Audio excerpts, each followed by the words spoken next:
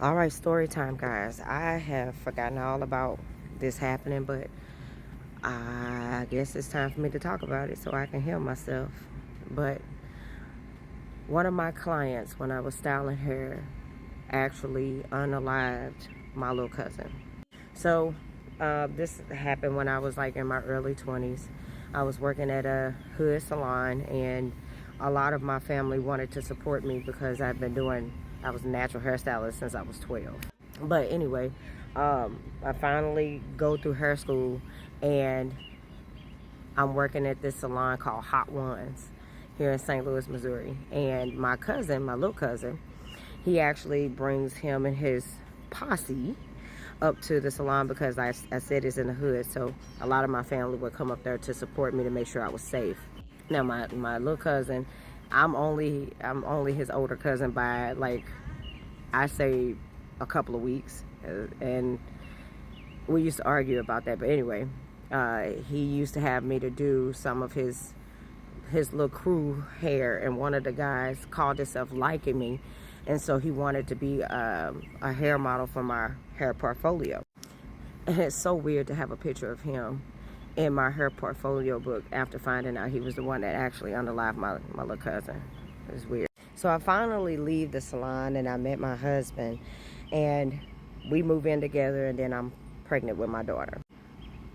One night, with my first pregnancy, I had extreme insomnia. Like, I could not sleep, and I had dozed off at probably about 2 a.m.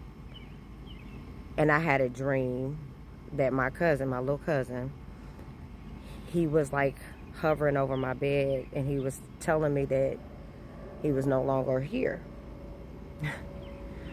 And I was like, in the dream, I was communicating to him, and I was like, "What do you mean you're not here? What are you talking about? Why are you in my dream?" And then, like, my phone rang, and it woke me up, and it was like 5 o'clock in the morning, and I had this feeling that it was going to be about him, and I answered it. It was my older brother on my dad's side, and he said that my little cousin was unalived. And I was like, oh. But I couldn't, you know how I couldn't tell him that I knew because I had just had the dream. It was so strange. And then there was an investigation that was trying to find out who did it. And the guy who I styled his hair was the point of contact. He was supposed to have been with him. He don't know what happened. And then, long story short, after investigation, they find out he was the one that did it. And it was a hard pill to swallow because he was really pretending to be on a manhunt for someone, and knew it was him. And it was hard for me to look at my portfolio book after that.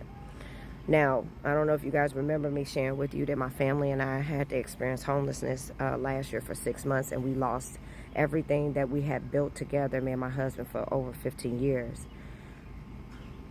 We lost that portfolio book, and I'm grateful that we did, because it's really difficult to see the person constantly.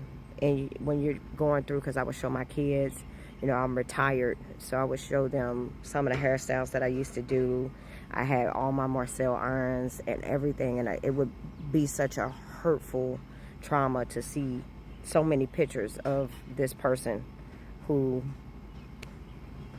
unalived someone you loved. I know it's like a crazy story, but sometimes we live with things that we really don't know how to grieve through. And I don't know why God wanted me to share this with you, but it really, really is.